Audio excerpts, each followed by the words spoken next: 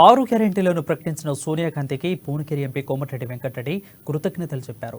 తుక్కుగూడలో Congress party ఏర్పాటు చేసిన విజేపీ release సభలో పాల్గొని కోమటిరెడ్డి భావోద్వేగ ప్రసంగం చేశారు. తెలంగాణ వచ్చి 10 ఏళ్లు అయినా ఎక్కడ వేసిన గొంగలు అక్కడే ఉందని సీఎం కేసీఆర్ సర్కార్పై కీలక వ్యాఖ్యలు చేశారు. నియంతగా పాలిస్తున్న కేసీఆర్ను గద్దె దింపాలని అనివార్య పరిస్థితులు ఏర్పడ్డాయని, ఒకసారి కాంగ్రెస్ పార్టీకి అవకాశం ఇవ్వాలని రాష్ట్ర ప్రజలను కోరారు.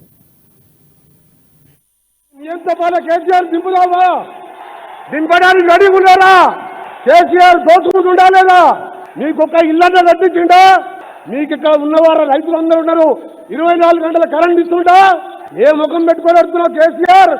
ఈసారి తప్పకుండా తెలంగాణ ఇచ్చిన సోనియా గాంధీ గారికి మనం రుణం తీర్చుకోవాలి. ఈ రోజు సెప్టెంబర్ 17 అంటే మళ్ళా ఈ రోజు ఆత్మగౌరవం.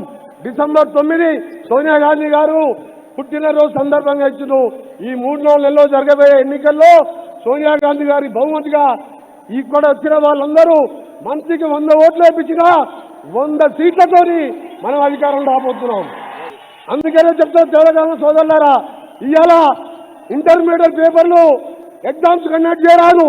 గ్రూప్ సర్వీసెస్ పేపర్ లీకేజ్ వీళ్ళ అధికార పార్టీ కాళేశ్వరం పేరు మీద కమిషన్లు ఇవాళ దోపిడీకి నిలువేయలేదు. అంతే లేదు. ఈ రోజు మధ్య కేసీఆర్ గారు అంటారు ఢిల్లీలో మీరు బానిసత్వం చేస్తారా అని. నువ్వు సోనియా గాంధీ గారి దగ్గరికి తెలంగాణ ఇచ్చినంగా నువ్వు 14 మంది కుటుంబ సభ్యులతో పోయి కాలు మొక్కింది ఢిల్లీలో కాదా? ఇవాళ సిగ్గు లేదా నీకు?